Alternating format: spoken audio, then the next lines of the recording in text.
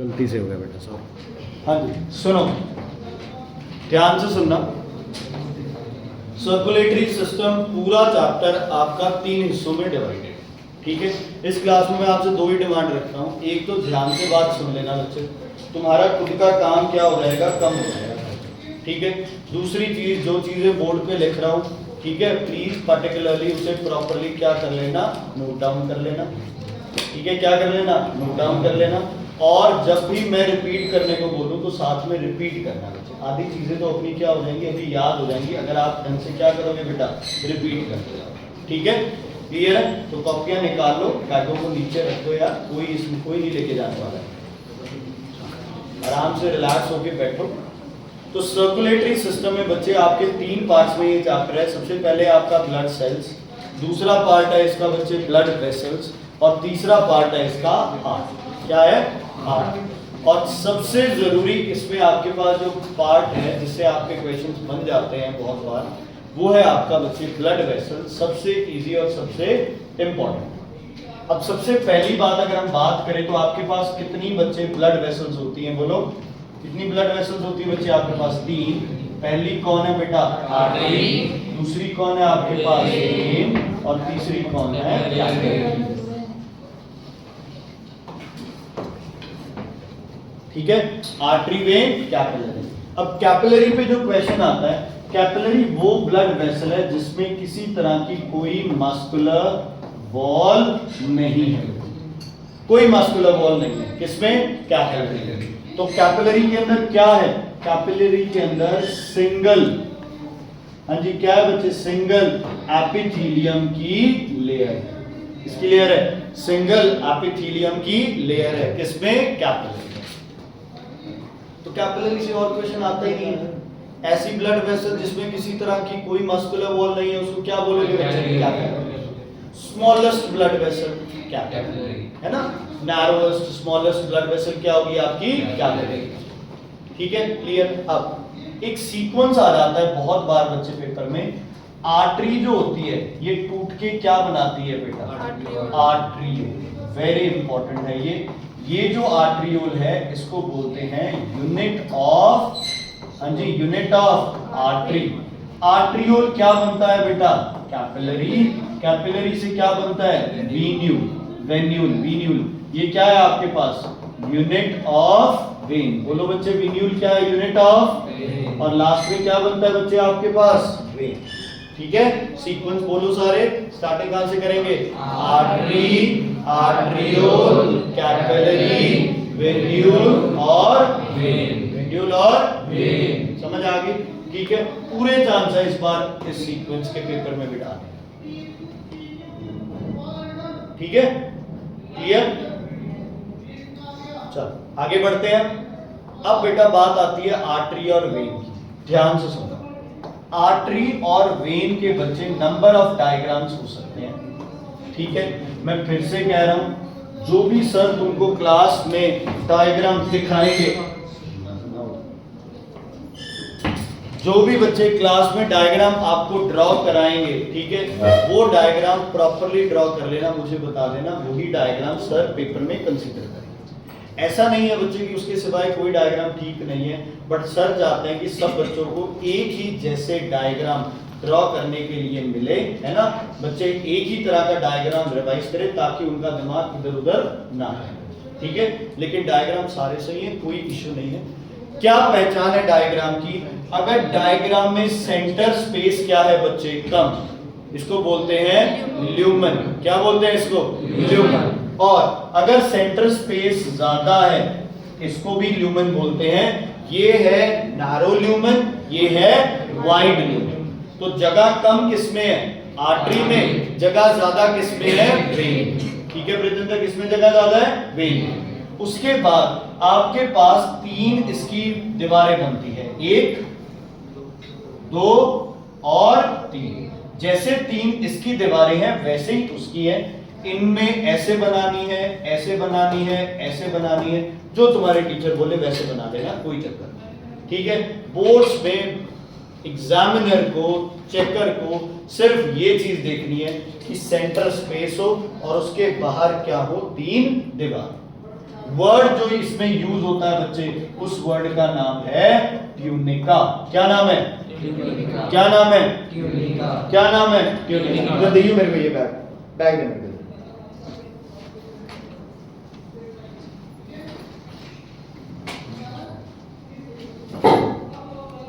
क्या नाम है इसका? ट्यूनिका।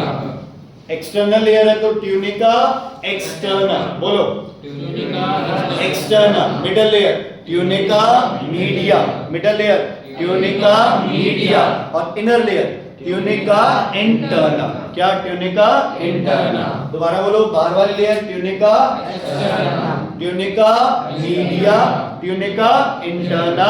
सेंटर स्पेस को क्या बोलते हैं? ल्यूमन। और परवली हमारे दोनों डायग्राम क्या हो गए? कंप्लीट। समझ आ गई? ये ड्रॉ के लिए आ सकता है, ये लेबल के लिए आ सकता है, ब्लड वेसल रिकॉग्नाइज करने के लिए आ सकता है, और डायग्राम एक तो मैंने कॉपी में तुम्हें दिया हुआ है, ठीक है जी। अगर उससे अलग बनवाते हैं तो कोई बात नहीं, स्कूल के पेपर के लिए तुम वो डायग्राम बना सकते हो। क्लियर बच्चे?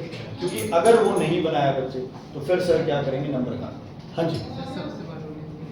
Externa, tunica externa, tunica media, tunica interna, centre space को बोलते हैं ल्यूमन। अब आर्टरी और वेन का जो डिफरेंस आएगा वो तुम्हें ऐसे नहीं आएगा, ऐसे नहीं आएगा क्वेश्चन की right to difference between artery and vein, है ना? ये तो सबसे सिंपल हो गया। तुम्हें आएगा आर्टरी एंड वेन का डिफरेंस बताओ as asked in the bracket, ठीक है? तुम्हें पूछ ले स्ट्रक्चरल डिफरेंस, देवलीन जी तुम्हें पूछ ले स्ट्रक्चरल डिफरेंस, तो स्ट्रक्चर में क्या बोलोगे? Wide narrow lumen, wide walls, thick walls, wide lumen, thin walls, है ना? वॉल्स, WALLS, ठीक है? ये तो हो गया स्ट्रक्चरल डिफरेंस। लिखने की जरूरत नहीं है बच्चे, सब है, बस तुम इतना लिख लो डिफरेंसेस अकॉर्डिंग टू ब्रैकेट, समझ जाओगे ना जब उनका डिफरेंस पढ़ोगे।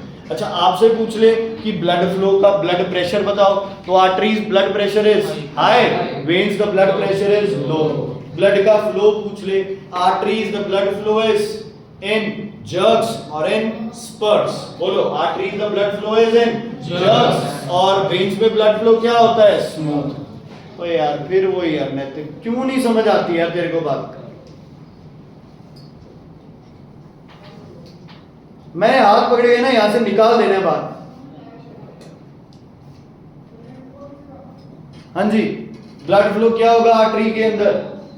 इन जर्क्स, और वेन्स के अंदर क्या होगा? Blood flow smooth. क्या होगा? Blood flow smooth. ओके, अगर डायरेक्शन ऑफ ब्लड पूछ ले तो arteries from heart to organs, heart to organ, heart to organ, और veins from organ to heart. Arteries कहां से कहां जाएंगी? Heart to organ. वेन्स कहां से जाएंगी? Organ to heart. समझ आ गई? फिर बच्चे ध्यान रखना, आर्टरीज के अंदर कोई भी वॉल्स नहीं होते, वेन्स के अंदर क्या प्रेजेंट होते हैं? वॉल्स फॉर, हाँ जी बच्चे, for unidirectional blood flow. Blood flow एक ही तरफ रहे तो उसमें कौन से होते हैं? वॉल्स। इनको कौन से वॉल्स बोलते हैं बेटा? Pocket shaped walls. कौन से वॉल्स बोलते हैं बेटा? बोलो पॉकेट शेप्ड वॉल्स। किसमें होते हैं? सिर्फ किसमें? वेन्स में। यहाँ बड़ी कंफ्यूजन होती है, प्रेशर ज्यादा है तो दिमाग में आता है कि वॉल्स किधे से होनी चाहिए सी आर्टरीज दे विच। नहीं, प्रेशर ज्यादा है तो वॉल्स की जरूरत ही नहीं है, और वो प्रेशर से ही ब्लड क्या करेगा? एक ही तरफ चलेगा, दूसरी तरफ नहीं चलेगा। ठीक है बेटा? तो आर्टरी वेन का डायग्राम बनाने के लिए, लेबलिंग के लिए क्वेश्चन डायग्राम बेस्ड हो सकता है, दोनों में डिफरेंस आ सकता है, स्ट्रक्चरल और वो डिफरेंस के बेसिस पे। पॉकेट शेप्ड वॉल्स, ठीक है बच्चे? साथ साथ बोलते रहो और साथ साथ जो भी आपको लगता है इंपॉर्टेंट, क्योंकि एटलीस्ट ये वो चीजें करा रहा हूँ कि जो पेपर में आपको मिलेंगी कुछ 2-4 नंबर का हो सकता है, कुछ डिफिकल्ट भी आ जाए भाई, लेकिन ये चीजें रिवाइज करेंगे तो डिफिकल्ट नहीं है। समझ आ गई बच्चे? Arteries veins. अब ध्यान से, अगर हम एक ब्लॉक डायग्राम बना लें हार्ट का, ध्यान से सुनना बच्चे, ये हार्ट हो गया, ठीक है? ब्लड वेसल्स कर रहे हैं तो आपका ब्लड वेसल्स ही पहले निपटा लेते हैं, है ना? अब हार्ट में रिसीविंग वाली साइड हमेशा कितनी ब्लड वेसल्स आएंगी बच्चे? 2, और पंपिंग वाली साइड हमेशा कितनी ब्लड वेसल्स आएंगी? 1। एक जाएगी, लेकिन आएंगी कितनी हार्ट के अंदर? दो तो आएंगी, दो दूसरे। रिसीविंग चैम्बर्स को क्या बोलते हो? ऑरिकल्स। पंपिंग चैम्बर्स को क्या बोलते हो? वेंट्रिकल्स। वेंट्रिकल्स की दीवारें ऑरिकल्स के कंपैरेटिवली क्या होती हैं बच्चे? थिक, क्योंकि इन्हें पंप करना है ब्लड आउट ऑफ हार्ट, और ऑरिकल्स को ब्लड को सिर्फ और सिर्फ क्या करना है? रिसीव करना है। लेकिन इसमें भी जो लेफ्ट है उसकी दीवारें क्या होंगी पुनीत जी? और भी ज्यादा थिक, क्योंकि लेफ्ट वेंट्रिकल को ब्लड पंप करना है थ्रू आउट द बॉडी, और राइट वेंट्रिकल को सिर्फ और सिर्फ ब्लड पंप कहां करना है? लंग्स में। कहां पंप करना है? लंग्स में। ध्यान से सुनना, एक बुक में भी क्वेश्चन है तुम्हारे पास, हार्ट का डायग्राम है, नीचे लंग्स है, नीचे लिवर है, किडनी है, और ब्लड वेसल्स मार्क की हुई है 1 2 3 4 5 6 ऐसे करके 8 तक। ठीक है, ये क्वेश्चन सर ने भी कॉपी पे कराया बच्चे। ओ भाई,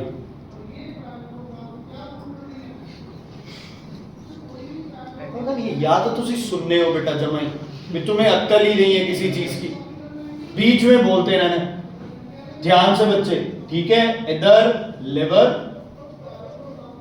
ठीक है, यहां एक छोटा सा ब्लॉक बना दो जिसपे लिख दो बच्चे स्टमक एंड इंटेस्टाइन, ठीक है? इधर बना दो बच्चे क्या? 2 किडनीज।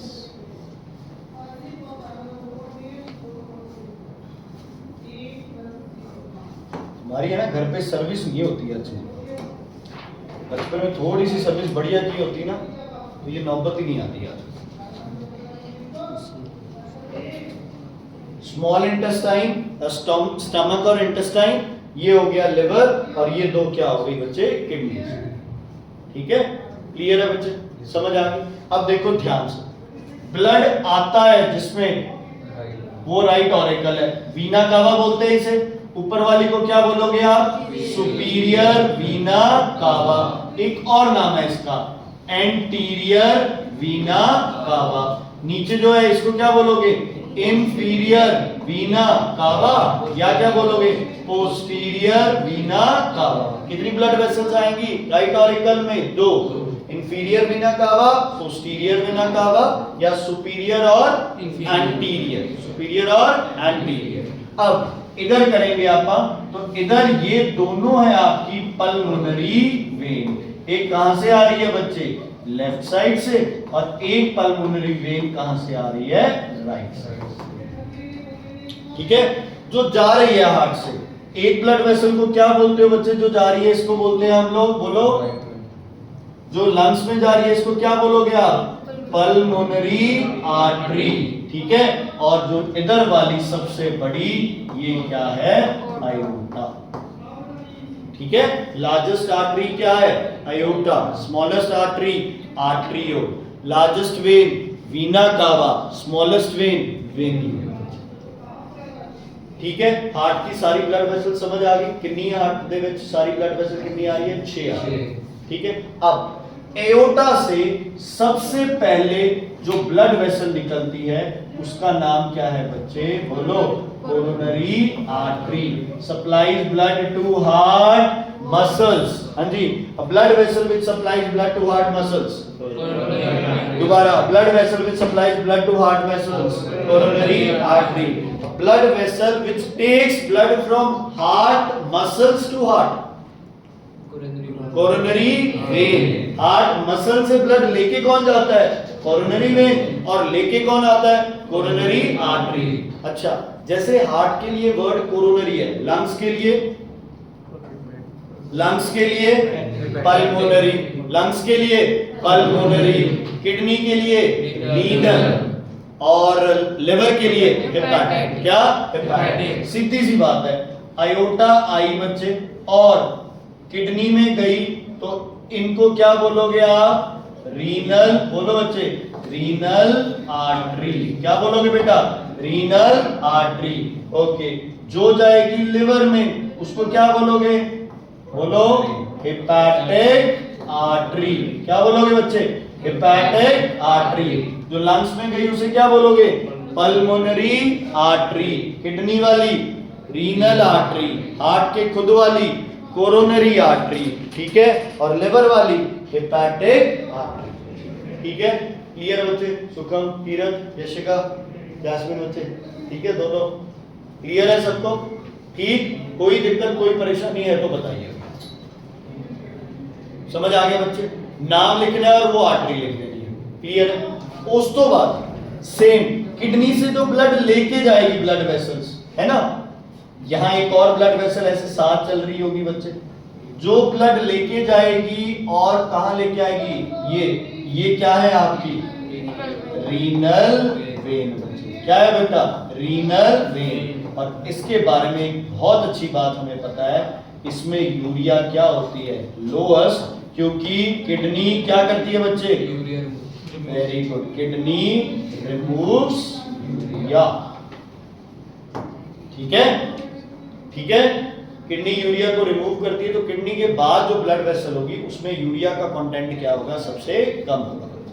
इसमें ज्यादा नहीं ना, अगर ये डायग्राम भी ना है, ज्यादा नहीं तो 2 से 3 नंबर का तो आपका नेम द फॉलोइंग कोई एमसीक्यू को जरूर आ जाएगा। और बच्चे कौन सा? शुभ, समझ आ रहा है बेटा? मुमताज, ठीक है। और किडनी तो जेडी ब्लड लेके गई उनको की बोलोगे? Renal vein. लेके आई उसको क्या बोलोगे? Renal artery. लिवर में लेके आई हेपेटिक आर्टरी। लेके कौन जाएगी बच्चे? Hepatic when. और इसके बारे में एक और चीज पता है, इसमें यूरिया की कॉन्सेंट्रेशन क्या होती है? Highest urea. क्योंकि यूरिया कौन प्रोड्यूस करता है? Because liver produce urea. Liver urea क्या करता है? प्रोड्यूस करता है। लिवर यूरिया क्या करता है? प्रोड्यूस करता है। बेटा जब पढ़ते हो ना तो ऐसे नोट्स बना लिया करो, है ना भाई, हार्ट हो गया, इतने ब्लड वेसल आ गई, इतने आ गई, तो आती से ज्यादा चीजें क्या हो जाएंगी? क्लियर हो जाएंगी। टाइम क्या लगेगा अपने को? कम लगेगा, है ना। आप एक एक लाइन उसको पढ़े, पॉइंट बनाए, फ्लो चार्ट बनाओ, उतना ही क्या रहता है? आसान। ठीक है, धृति क्लियर है बच्चे? कोई इश्यू कोई प्रॉब्लम है तो बताइए। नहीं, आगे बढ़े? चलो ध्यान से सुनना, ध्यान से। अब क्या हो गया, ये स्टमक में ब्लड कौन लेके आता है, ये अपने इंटरेस्ट की बात नहीं है, एटलीस्ट अपने सिलेबस से तो नहीं है, लेकिन स्टमक से लिवर में जो ब्लड जाता है ये अपना पॉइंट ऑफ इंटरेस्ट है और बहुत ज्यादा इंटरेस्ट है।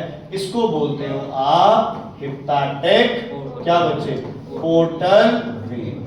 ये सिर्फ और सिर्फ ब्लड लेके जाती है। इसको एक बार डायग्राम में मार्क करके और अलग से नीचे लिखना हेपेटिक पोर्टल वेन। एक बार डायग्राम में मार्क करके फिर अलग से लिखना हेपेटिक पोर्टल वेन। एक तुम्हारी आदत बनी हुई है कि ये इतनी इंपॉर्टेंट है, कई बार आंसर होता है हेपेटिक आर्टरी या हेपेटिक वेन, ऑप्शन में हेपेटिक पोर्टल होता है, तुम्हें ये लगता है यार ये तो क्वेश्चन होना है, देखते नहीं बस टिक मार देते, नहीं ध्यान रखना। ठीक है, हेपेटिक पोर्टल वेन का क्या क्या क्वेश्चन आ सकता है? स्टमक टू लिवर, स्टमक या इंटेस्टाइन टू लिवर, लिख लो ना। हेपेटिक पोर्टल वेन का क्या क्वेश्चन है? स्टमक टू इंटेस्टाइन और स्टमक और इंटेस्टाइन टू लिवर। जल्दी जल्दी जल्दी, स्टमक और इंटेस्टाइन टू लिवर, कौन लेके जाएगा ब्लड? Hepatic portal vein. ठीक है, ऑर्गन टू ऑर्गन, ऐसी ब्लड वेसल जो ऑर्गन से ऑर्गन पे जाए, नहीं तो ब्लड वेसल क्या जाती है? हार्ट टू ऑर्गन या ऑर्गन टू हार्ट। ये क्या कर रही है बच्चे? ऑर्गन टू क्या जा रही है? ऑर्गन। अच्छा, ऐसी ब्लड वेसल जो कैपिलरी से कैपिलरी बन रही है, नहीं तो कैपिलरी से क्या बनती है? वेन्यूल, है ना, और फिर वेन, फिर कहां चली जाएगी? हार्ट में चली जाएगी। आर्टरी, कैपिलरी, वेन, यही सिस्टम चलता है। लेकिन ये ऐसी ब्लड वेसल है जो स्टार्ट किससे हुई थी? कैपिलरी से। कहां पे? स्टमक में। एंड किस में हुई? कैपिलरी में। कहां पे? लिवर में। अच्छा, ये क्यों लेके जाती है? ताकि जो भी तुमने खाना खाया है उससे access glucose, amino acids, nutrients क्या किए जा सके? रिमूव किए जा सके, ब्रेक डाउन किए जा सके। डिटॉक्सिफिकेशन ऑफ फूड के लिए ये ब्लड लेके जाती है लिवर। हमें तो सर्कुलेशन पढ़नी है, समझ आ गई बच्चे? ओके, हेपेटिक वेन, क्या इसमें वॉल्व्स प्रेजेंट होंगे? Valves, yes. Hepatic portal vein, yes. Renal vein, yes. Veena कावा, यस। Pulmonary vein, yes. किसमें नहीं होंगे? आर्टरी। किसमें नहीं होंगे? आर्टरी। समझ आ गया बच्चे? ये पूरा सर्कुलेशन है।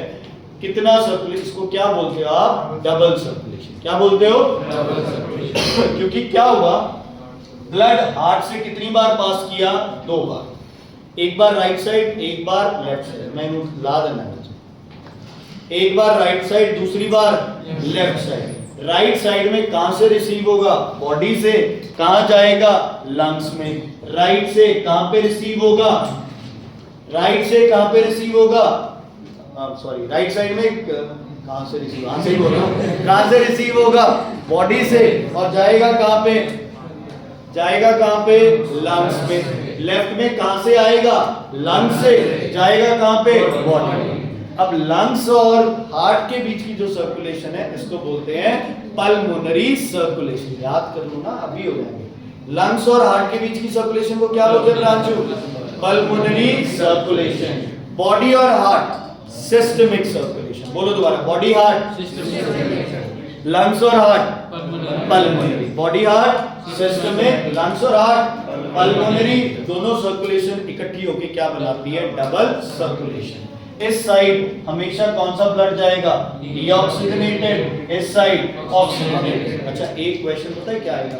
चलो 1 2 3 लेबलिंग आ गई है ना। जस्ट फॉर एन एग्जांपल तुम्हें इसकी लेबलिंग आ गई नंबर 2, और ये पूछ लेगा name the type of blood which flows in part 2।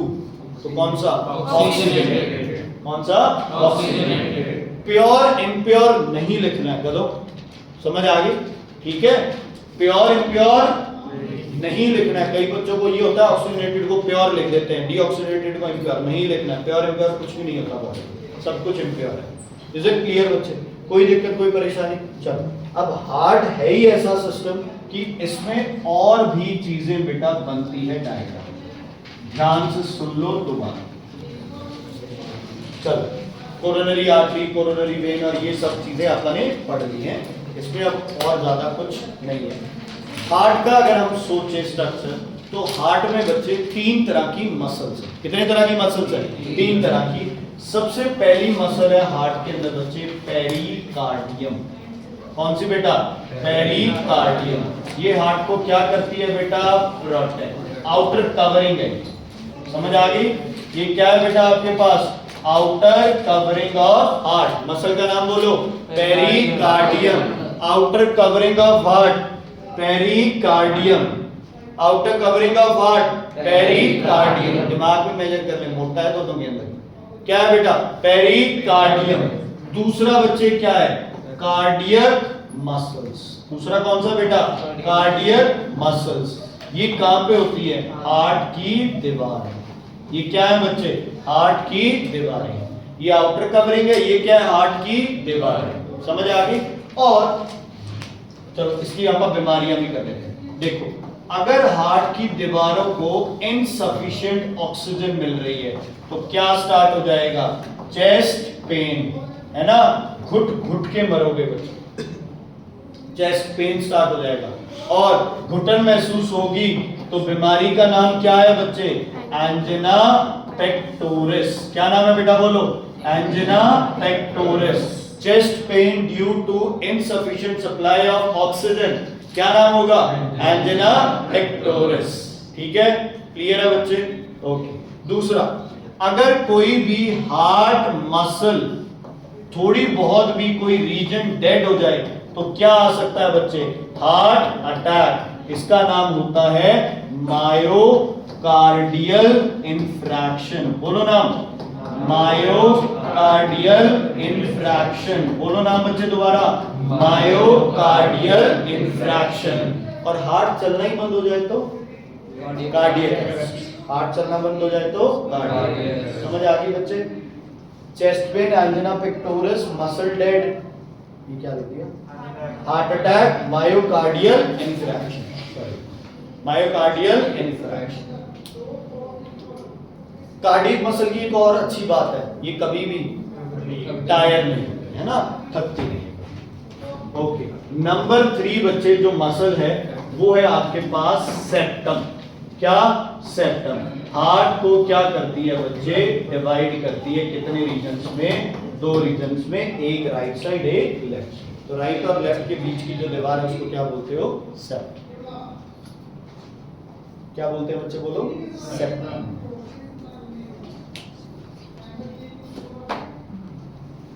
बहुत कम टाइम लगेगा, परसों टेस्ट है इसका, 1 वर्ड का टेस्ट होगा, 1 वर्ड का। तुम्हें सिर्फ एक्सरसाइज करनी है तुम्हारी, मैं सिर्फ एक्सरसाइज से क्वेश्चन डालूंगा, लेकिन मैं उन क्वेश्चंस को जो लॉन्ग है उनको भी एज अ 1 वर्ड और वो करके हाँ जी इसी चैप्टर का 20-25 नंबर के जैसे 1 वर्ड वाले टाइप। प्लीज बच्चे अब ये मत सोचना भी आगे वाले से पूछ लेंगे पीछे वाले से, ऐसे नहीं है प्लीज। अब है ना अपना पूरा कॉन्सेंट्रेट करो, ठीक है? बढ़िया। 28 से septum divide heart into 2 regions. अच्छा, एक फ्लूइड भी होता है पेरिकार्डियम, किसके बीच में होता है? हार्ट एंड पेरिकार्डियम के बीच में। किससे बचाता है हार्ट को? From mechanical shocks. पहला ये लिखना है, ठीक है? क्या करता है? Protects heart from mechanical shocks.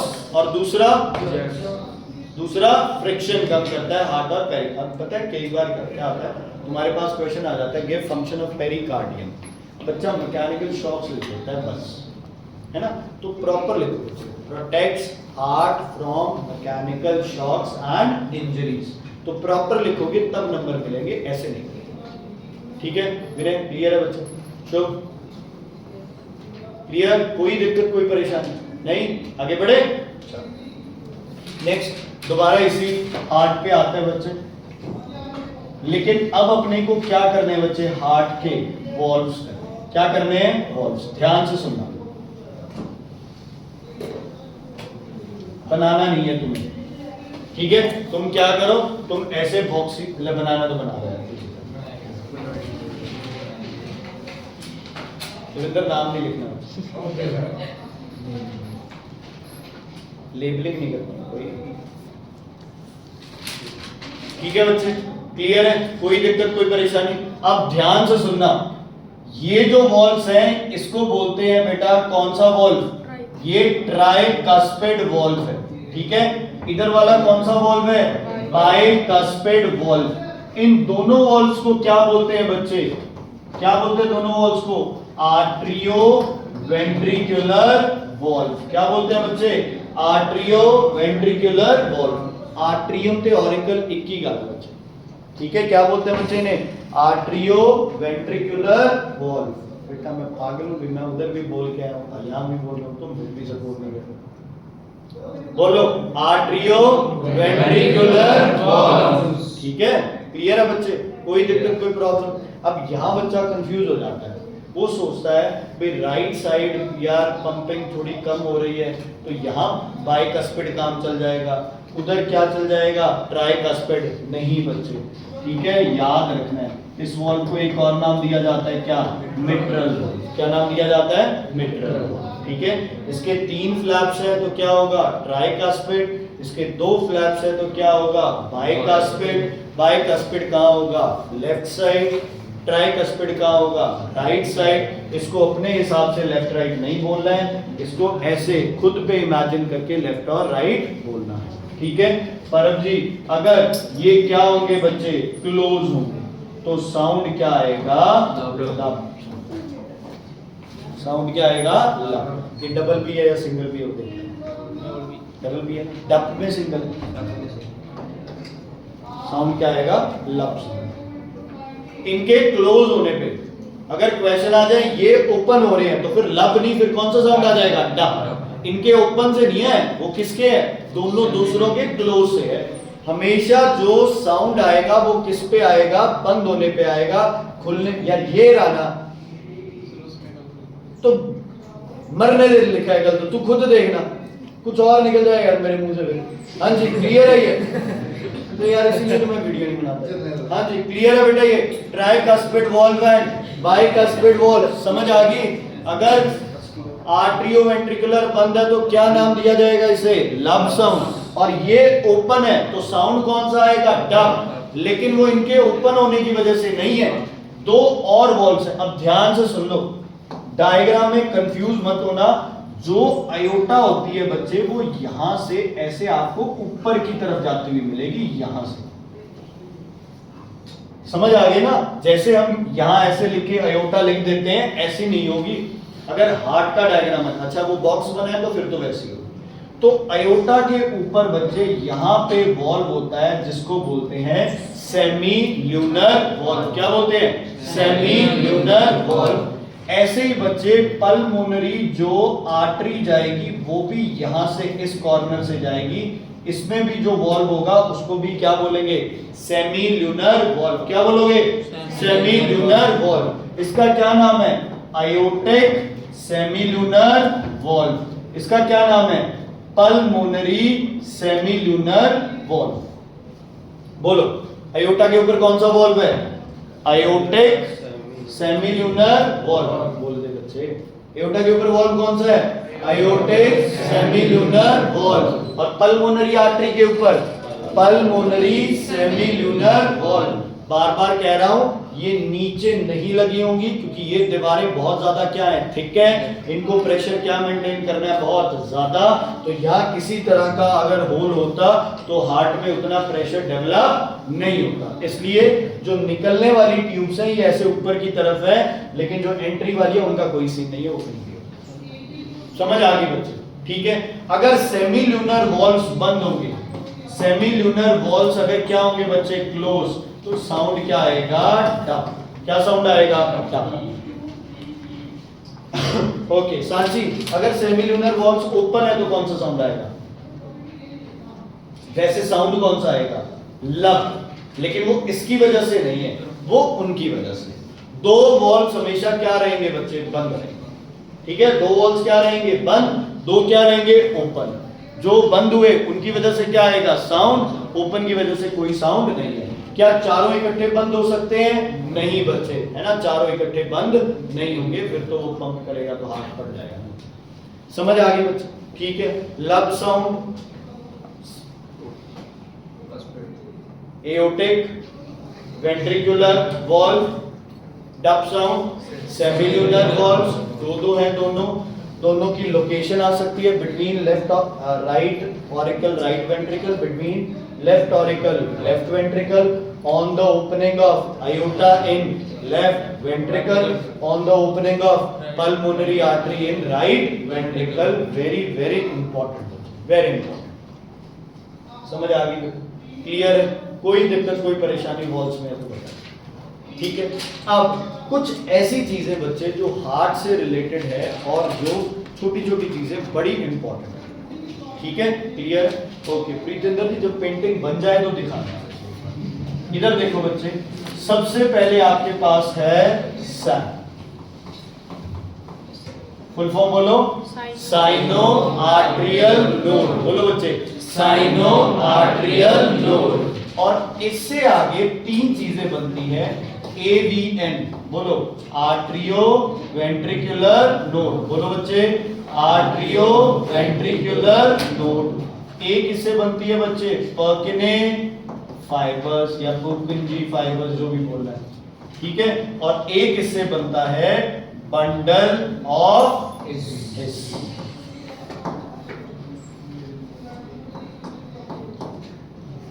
नाज बैठे ना पुराने जानते हैं। बंडल ऑफ, अब नहीं बोलेंगे, हिस।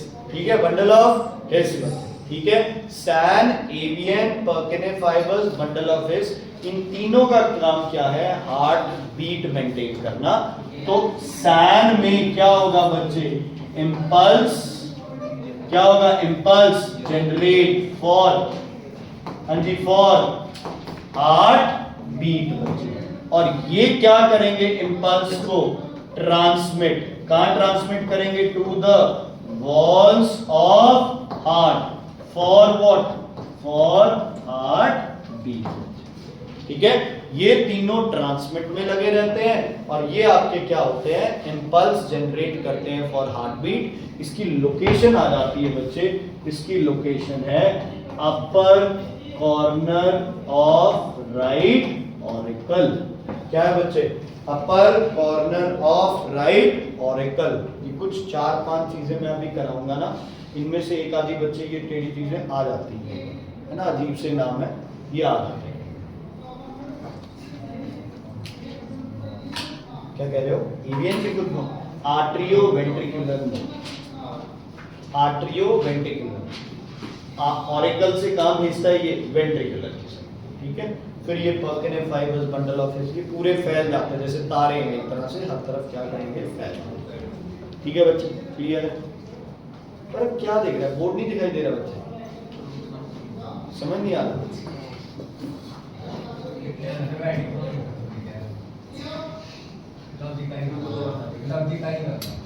ऑब्वियसली यही बन रहा है। हाँ जी, क्लियर है बेटा? कोई दिक्कत, कोई परेशानी? और राइटिंग भी शुभ्रतन की देख रहा है ना, वो मेरे से बड़ी अच्छी है। हाँ जी, क्लियर है बेटा? कोई दिक्कत? हटा दूं इसे? चलो, दूसरी दो चीजें आपके पास, एक है बेटा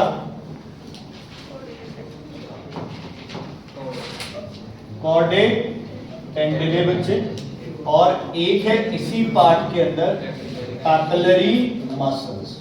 बेटा जो पैपिले और पैपिलरी वर्ड यूज होते हैं ना, ये यूज होते हैं भी एक कोई तुम्हारे पास बेस है जिससे चीजें निकल रही हैं ऐसे बाहर। जैसे बालों के भी क्या होते हैं, पैपिले।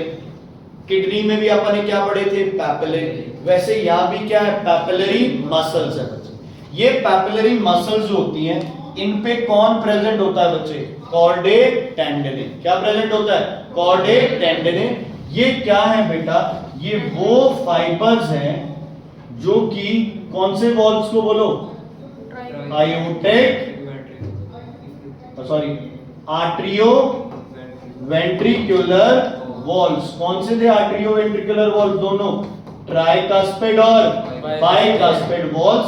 इनको क्या नहीं होने देता बच्चे, ओवरटर्न नहीं होने देता। क्या नहीं होने देता, ओवरटर्न नहीं होने देता। Prevents overturning of atrioventricular valves. ठीक है भी, ज्यादा फोर्स करके वो कुत्ते नु ना चले जान, थल्ले नु रहे, है ना, बंद रहे वॉल्स। जब ओपन होने तो नीचे की तरफ ओपन हो जाए, ऊपर की तरफ ओपन ना हो। ये कौन इंश्योर करता है, कॉर्डेट टेंडिने। वेरी इंपॉर्टेंट है बच्चे। लोकेशन क्या होगी बच्चे इनकी, वेंट्रिकल्स की वॉल्स पे।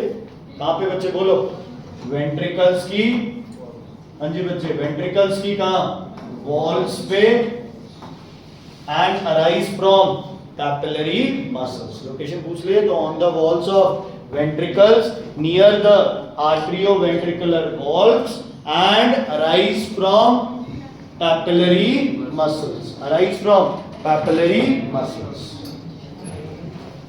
ठीक है बच्चे, पता ही नहीं चला।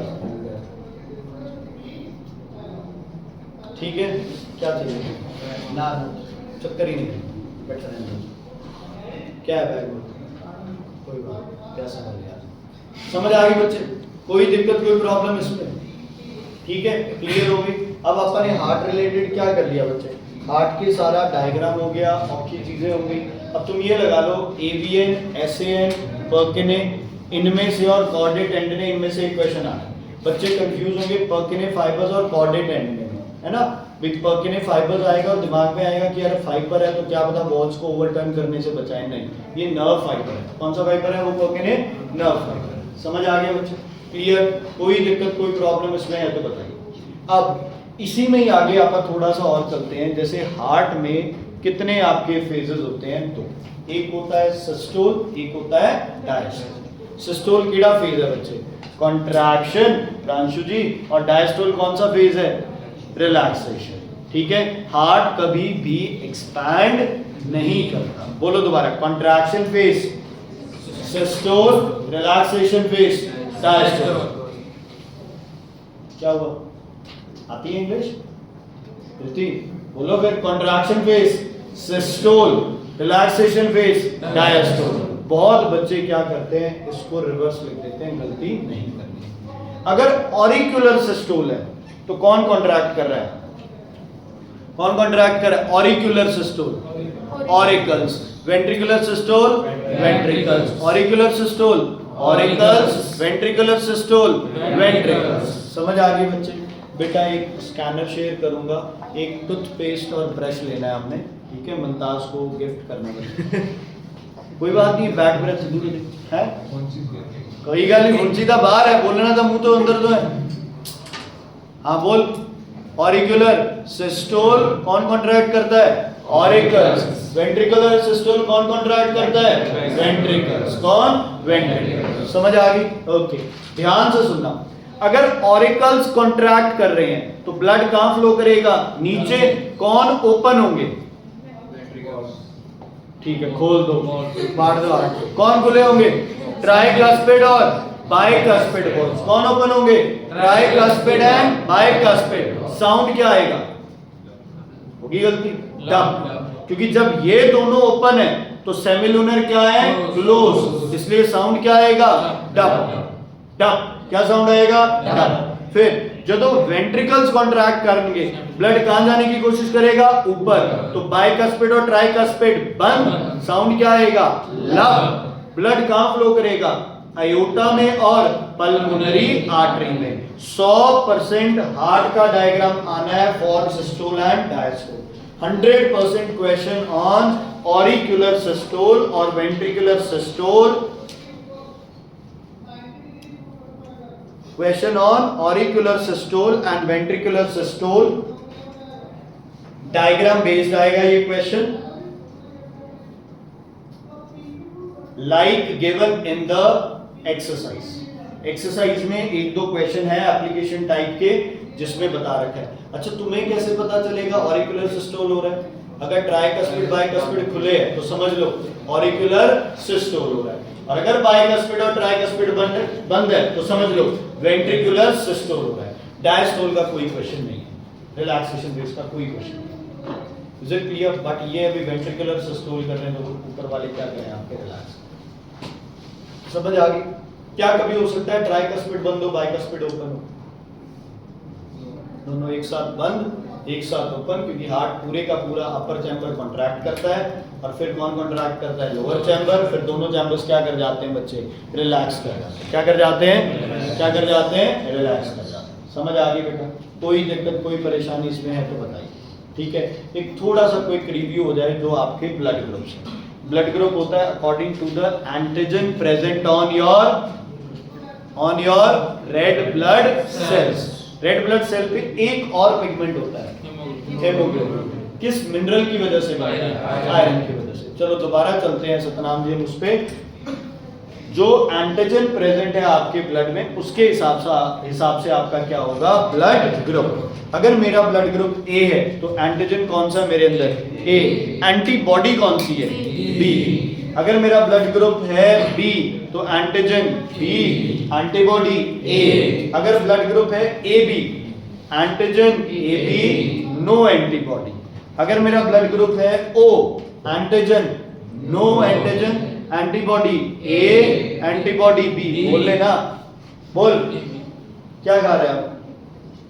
तो बैग तो यहां पड़ा है, खा तो रहा है। Antigen A, antigen B. अगर ए बी प्रेजेंट है तो यूनिवर्सल डोनर कौन बनता है? ओ, क्योंकि उसमें किसी तरह का एंटीजन नहीं है। और ओ में भी कौन? O negative. यूनिवर्सल रेसिपिएंट कौन बनता है? ए बी, क्योंकि ए बी में किसी तरह की एंटीबॉडी नहीं है। और ए बी में भी कौन सा? A B positive. A B में भी कौन सा? A B positive. अच्छा, जो कॉमन मंकी है उस ब्रीड को क्या बोलते हो? रियसस। क्या बोलते हो? रियसस। और जो रेसस मंकी के अंदर ब्लड में है, अगर वही फैक्टर ह्यूमन में है तो वो ब्लड ग्रुप क्या होगा? पॉजिटिव। क्या होगा? पॉजिटिव। ना कुछ के अंदर नहीं भी होगा तो हरकतें तो उनकी भी वो बांदर वाली। ठीक है बच्चे? रियसस होगा तो क्या होगा? पॉजिटिव। नहीं है तो कौन सा होगा? नेगेटिव। ओके, ध्यान से सुन लो विनय जी। अगर रियसस नेगेटिव को रियसस पॉजिटिव ब्लड दे दिया जाए, पहली ट्रांसफ्यूजन में ज्यादा कॉम्प्लिकेशन नहीं आएगी, लेकिन उसकी बॉडी क्या बना लेगी? एंटीबॉडी। क्या बना लेगी? एंटीबॉडी। अगली बार अगर आप उसको वो दोगे, नेगेटिव को पॉजिटिव ब्लड ग्रुप दोगे बच्चे, तो क्या हो जाएगा बच्चे? रेड ब्लड सेल्स क्या कर जाएंगे? क्लॉट्स बना लेंगे, स्टिक कर जाएंगे। समझ आ गई? If RH positive is given to RH negative, first transfusion may not show complication, but Pritinder ji, it will form antibodies, and in the second transfusion, a person may face complication, and it can even lead to death because of sticking of RBC. अगर mother है RH negative और foetus है RH positive और ये पहला बच्चा है तो वो क्या करेगा? सरवाइव करेगा। लेकिन सेकंड बच्चा हो जब फीटस बनेगा तो मदर जो है वो क्या हो चुकी है बच्चे, RH के लिए सेंसिटिव, उसने क्या बना लिया बेटा, बोलो, एंटीबॉडी। तो जैसे ही फीटस में ब्लड बनेगा, मदर का जो ब्लड है, मदर के ब्लड की जो एंटीबॉडी है वो फीटस के ब्लड में जो एंटीजन है रिएसिस वाला, उसको क्या करने की कोशिश करेगी, खत्म, फीटस की क्या हो जाएगी, डेथ हो जाएगी। ठीक है, RH negative mother can have the first child without complication if the child is RH positive, but the same mother when she conceives another baby and that fetus is RH positive, तो अब पहले जैसी बात नहीं है, अब इसके blood में क्या बनी पड़ी है, एंटीबॉडी, और वो उसको क्या करने की कोशिश करेगी, मारने की, फीटस की डेथ, मिसकैरेज हो जाएगी। समझ आ गई? Is it clear? कोई दिक्कत, कोई परेशानी? ब्लड ग्रुप पे बच्चे 1 या 2 नंबर का क्वेश्चन आना ही आना है बेटा, और प्लीज रिक्वेस्ट है अपनी मूर्खता की वजह से क्वेश्चन गलत मत कर देना। ज्यादातर क्वेश्चन ये आता है कि A blood group has an antibody, B antigen, A याद रखना। समझ आ गई? कोई दिक्कत? जल्दबाजी में हम कर देते हैं कि name the antibody present in O, हम लिख देते हैं नो एंटीबॉडी, नहीं, एंटीबॉडी ए एंड बी। ये भी लिखा ना एंटीबॉडी ए बी, तो भी गलत है, ए एंड बी, वो ए बी ब्लड ग्रुप जरूर है लेकिन उसमें 2 एंटीबॉडीज क्या है बच्चे, अलग, क्या एंटीबॉडीज अलग। ठीक है, समझ आ गई? तो इस पूरे चैप्टर से, अच्छा एक वो ब्लड प्रेशर वाला, कौन मेजर करता है ब्लड प्रेशर, स्फेग्मो मैनोमीटर। कौन मेजर करता है ब्लड प्रेशर, स्फेग्मो मैनोमीटर। दोबारा बोलो, स्फेग्मो मैनोमीटर। हायर ब्लड प्रेशर होता है 120, लोअर प्रेशर कितना होता है 80, लेकिन हम हायर लोअर नहीं बोलेंगे, हम क्या बोलेंगे, systolic pressure 120, diastolic pressure 80, systolic pressure 120, diastolic pressure 80। Pressure जब कॉन्ट्रैक्ट करेगा तो 120, रिलैक्स करेगा तो 80, रिलैक्स करेगा तो 80 आएगा। समझ आ गई बेटा? कोई दिक्कत, कोई परेशानी नहीं? अब आते हैं आपके ब्लड सेल्स। ब्लड सेल्स में एक क्वेश्चन जो पक्का आना ही आना है बच्चे, वो आना है आरबीसीज में, है ना? Why RBCs does not have, पहला क्या बच्चे, न्यूक्लियस, दूसरा क्या बेटा, माइटोकॉन्ड्रिया, और तीसरा क्या, एंडोप्लाज्मिक रेटिकुलम। ये बड़ा बढ़िया तरीके से मैंने तुम्हें कॉपी में लिखवा रखा है, सर भी लिखवाएंगे, बुक में भी अलग से एक बॉक्स बना हुआ है। इस क्वेश्चन को आना ही आना है। Name a blood cell without nucleus, RBC. Nucleus था, क्या हो गया, डिसइंटीग्रेट, है ना? इसमें ऐसे नहीं लिखोगे RBC does not have nucleus. RBC had a nucleus but it got disintegrated when RBC got mature. WBC का न्यूक्लियस खत्म नहीं होता। अब माइटोकॉन्ड्रिया नहीं है तो इसमें अच्छी बात है, RBCs will not use oxygen for themselves, their efficiency will not decrease। Nucleus ना होना तो कौन सी शेप मेंटेन रहेगी बच्चे, बाइकनकेव। कौन सी शेप रहेगी, बाइकनकेव, क्योंकि यहां अगर न्यूक्लियस होता तो बाइकनकेव शेप ना रहती, तो बाइकनकेव शेप रहेगी तो क्या बढ़ जाएगा बेटा, सरफेस एरिया, किसके लिए, एब्जॉर्प्शन ऑफ ऑक्सीजन, जिससे आरबीसीज की एफिशिएंसी क्या हो जाएगी, ज्यादा। माइटोकॉन्ड्रिया ताकि ऑक्सीजन यूज ना करे। एंडोप्लाज्मिक रेटिकुलम क्यों, ताकि क्या रहे, इसमें फ्लेक्सिबिलिटी रहे, ताकि वो, हाँ जी, किससे पास करे, थिन, बोलो थिन ब्लड वेसल। कौन सी thin blood vessel, thinnest blood vessel, capillary. यार एक मिस हो गया, रीनल वेन लिखवा दिया था, हाईएस्ट यूरिया, किडनी यूरिया निकाल लेती है, और हेपेटिक वेन हाई, अच्छा वो लोएस्ट था, ये हेपेटिक वेन क्या था, हाईएस्ट, क्योंकि इसमें यूरिया कंटेंट क्या रहता है, ज्यादा रहता है। अरे यार जल्दबाजी में कुछ भी बोल दिया होगा। ठीक है, अब ध्यान से सुनो। सर्कुलेटरी सिस्टम अपना हो गया अच्छे से, ठीक है।